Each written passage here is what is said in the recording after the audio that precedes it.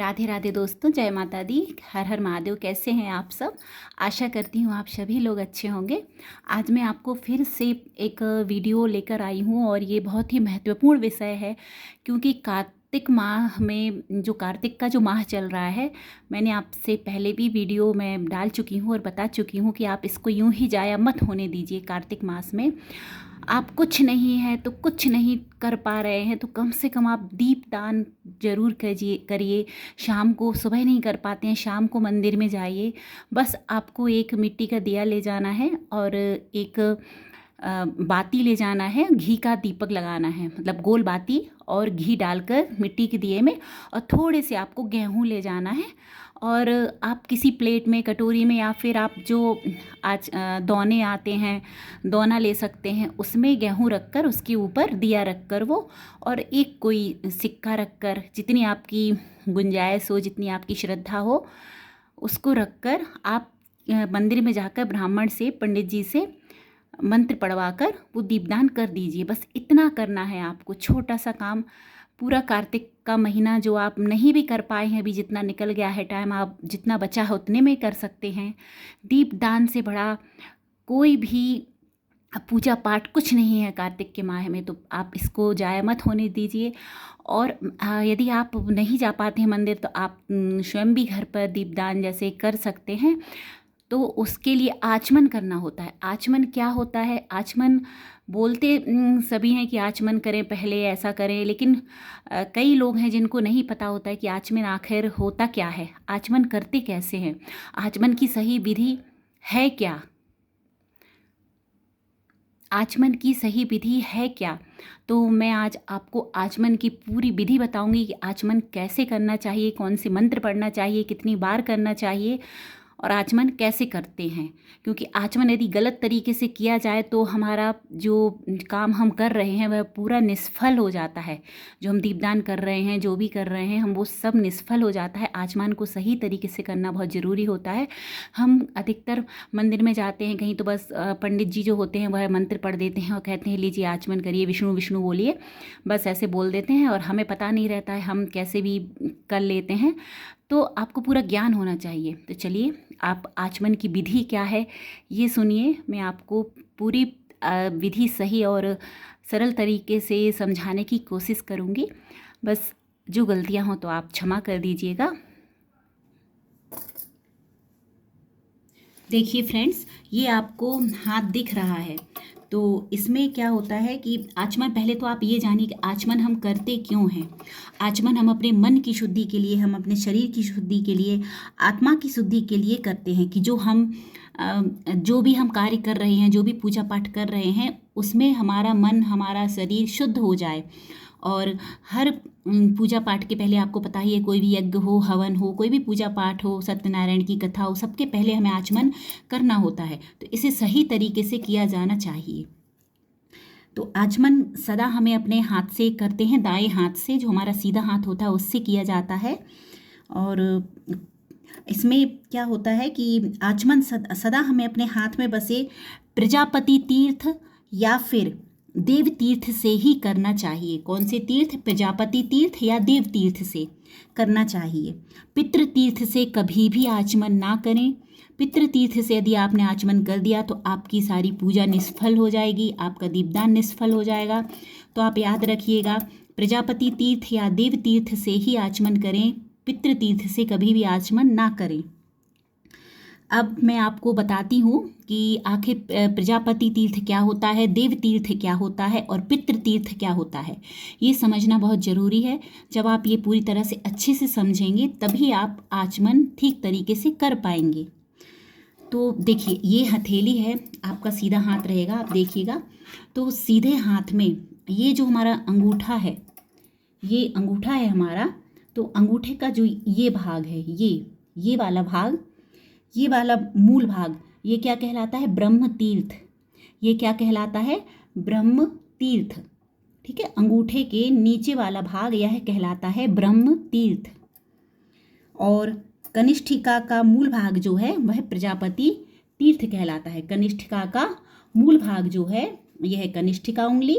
तो इसका ये मूल भाग, इसका ये मूल भाग कहलाएगा क्या, प्रजापति तीर्थ। तो ये हो गया अंगूठे का मूल भाग, ये ब्रह्म तीर्थ, और ये कनिष्ठिका का मूल भाग, यह प्रजापति तीर्थ। आगे आपको इतना समझ में। अब अंगुलियों के जो अग्रभाग हैं, अंगुलियों के अग्रभाग, अग्रभाग मतलब अग्र मतलब आगे के भाग, अंगुलियों के ये जो अग्रभाग हैं यह कहलाते हैं देवतीर्थ, देवतीर्थ। तो ये 3 तीर्थ हो गए। यह कहलाएगा ब्रह्म तीर्थ, यह कहलाएगा प्रजापति तीर्थ, और ये कहलाएंगे देवतीर्थ। ठीक है।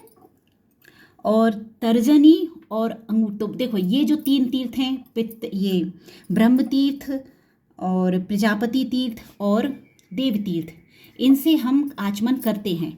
अब मैंने चौथा कौन सा बताया था जिससे नहीं करना है, पितृतीर्थ। पितृतीर्थ से आचमन कभी नहीं करना चाहिए। तो पितृतीर्थ कौन सा कहलाता है, पितृतीर्थ कहलाता है तर्जनी। तर्जनी उंगली कौन सी है, ये वाली तर्जनी उंगली, और अंगूठे के जो बीच का भाग है वह कहलाता है पितृतीर्थ। तो ये जो कहलाएगा, ये भाग इतना यहाँ से लेके यहाँ तक, ये कहलाएगा पितृतीर्थ। तो यहाँ से आचमन कभी नहीं करना चाहिए, ये आचमन में यूज कभी नहीं होना चाहिए। मैं आगे आपको बताऊंगी कि आचमन कैसे करें, तब आपको पूरी तरह से समझ में आ जाएगा। मैं आपको आचमन करना भी बताऊंगी। तो ये तो आपको समझ में आ गया होगा कि ये है ब्रह्म तीर्थ, ये है प्रजापति तीर्थ, और ये है देव तीर्थ। ये 3 मिलकर करते हैं आचमन, और ये पितृ तीर्थ यह आचमन में उपयोग नहीं होता है।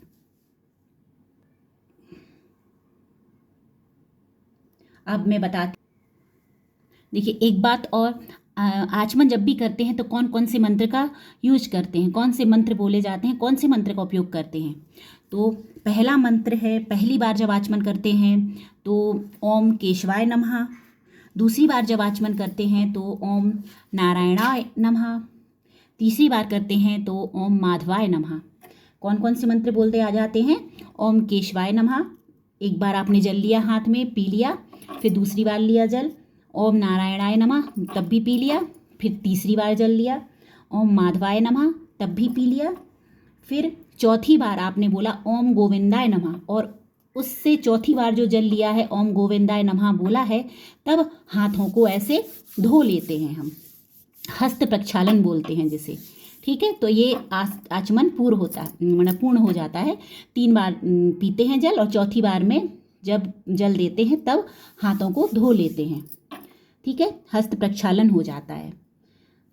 तो एक तो ये हो गए 3 मंत्र, ओम केशवाय नमः, ओम नारायणाय नमः, ओम माधवाय नमः। चौथी बार में ओम गोविंदाय नमः बोल के हस्त प्रक्षालन करेंगे। अब मैं आपको बताती हूँ कि आचमन कैसे किया जाता है। ठीक है, बहुत ही सरल विधि है, बस आप ध्यान से सुनिएगा। एक ताम्र पात्र लीजिएगा, तांबे का लोटा कुछ भी ले सकते हैं, उसमें एक आचमन भी होना चाहिए, आचमनी भी होना चाहिए ये। अब देखिए, पहली बार हम जल लेंगे तो हम क्या बोलेंगे, देखिए ऐसे जल लिया, और देखिए ये जो बताया था ब्रह्म तीर्थ का यूज़ नहीं होना चाहिए, ये सॉरी पितृतीर्थ का यूज़ नहीं होना चाहिए। तो यहाँ पितृतीर्थ होता है तर्जनी उंगली और अंगूठे के बीच में, इसलिए इन दोनों को हम ऐसे कर लेंगे, बंद कर लेंगे, क्या, अंगूठे को और तर्जनी को ऐसे ऐसे। अब आपको ऐसे लेना है, हाथ दिख रहा है, ऐसे में आपको आचमन करना है। ठीक है, तो पहले क्या बोलेंगे, एक बार जल लेंगे, ओम केशवाय नमः, जल को पी लेंगे, ओम नारायणाय नमः, फिर से पी लेंगे, ओम माधवाय नमः, फिर से पी लेंगे, और चौथी बार जल लेंगे, ओम गोविंदाय नमः। बस हाथों को ऐसे हम हस्त प्रक्षालन मतलब ऐसे धो लेंगे और पानी दूर छिटक देंगे। बस ये हो गया आचमन। ठीक है फ्रेंड्स, आपको आई होप अच्छे से समझ में आ गया होगा। मैंने बहुत कोशिश की आपको अच्छे से सरल तरीके से समझाने की, तो प्लीज़ आपको समझ में तो आ गया होगा कि आचमन कैसे करते हैं। अब बस ऐसे आपको, बस बहुत ही सरल तरीका है आचमन करने का। आप बहुत ही सरल तरीके से आचमन करना सीख जाएंगे। आप बस इतना सा याद रखना है आपको, तर्जनी उंगली और अंगूठा दोनों को मिलाकर, दोनों को ऐसे, ये वाला पोज रखना है, ये वाला, हाँ ऐसे, ये और ये ऐसे मिलाकर, ठीक है। और ऐसे 3 बार आपको जल लेना है, पीना है, और चौथी बार में ओम गोविंदाय नमः बोलकर हाथों को धो लेना है। धोने की उसमें ऐसे रगड़ लेना है दोनों हाथों को आपस में, हस्त प्रक्षालन बोलते हैं उसको। बस उसके बाद आपका दीपदान करना है। अब दीपदान में भी क्या नाम मंत्र बोला जाता है वो आपको पता ही होगा, मैं उसके लिए अलग से वीडियो बना दूंगी कि दीपदान में आप चाहें तो आप खुद भी घर पर कर सकते हैं। वैसे दीपदान ब्राह्मण जो होंगे, ब्राह्मण पंडित, उन्हीं से हम जब वह बोलेंगे तभी दीपदान उनके मुख से ही निकलता है। लेकिन यदि आप नहीं जा पा रहे हैं मंदिर, आप नहीं कर पा रहे हैं, टाइम मिल पा रहा है, तो आप कर सकते हैं घर में भगवान का नाम लेके। तो अधिपूर्व चरित्र गुण विशेषण विशिष्टामा सुपुण्य तिथोमुख गोत्पन्नमुख नामोहम।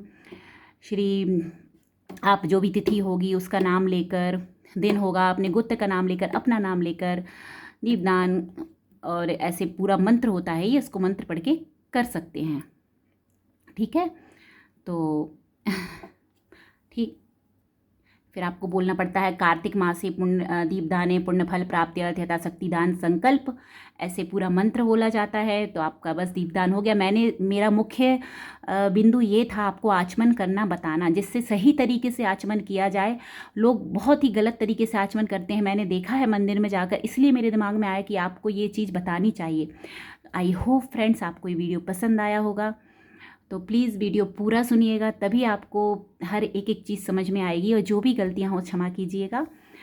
भगवान आपको खुश रखें, आपके परिवार को खुश रखें, आपकी सारी मनोकामनाएं पूरी करें। और इस कार्तिक मास को प्लीज़ प्लीज़ आप जाया मत जाने दीजिए। आप जितना हो सके तुलसी पूजन, दीपदान सभी कीजिए। और कार्तिक मास बस 35 दिन का होता है, कार्तिक अध्याय भी सुनिए, और आप कार्तिक मास का पूरा लाभ लीजिए। और ओम नमो भगवते वासुदेवाय नमः, राधा राधा, राधे राधे, राधे कृष्णा, इस मंत्र का जाप करिए, बिल्कुल मत जाया होने दीजिए। आप देखिएगा आपको क्या फल मिलता है। आप एक टाइम बना लीजिए, आप मन में जाप कर सकते हैं, आप कभी भी जाप कर सकते हैं। आप जब शुद्ध अवस्था में बैठे हों तब आप जाप कर सकते हैं, ठीक है। मन में राधा राधा, श्री कृष्ण गोविंद हरे मुरारी, हे नाथ नारायण वासुदेवा, ओम नमो भगवते वासुदेवा, कुछ भी आप जाप कर सकते हैं।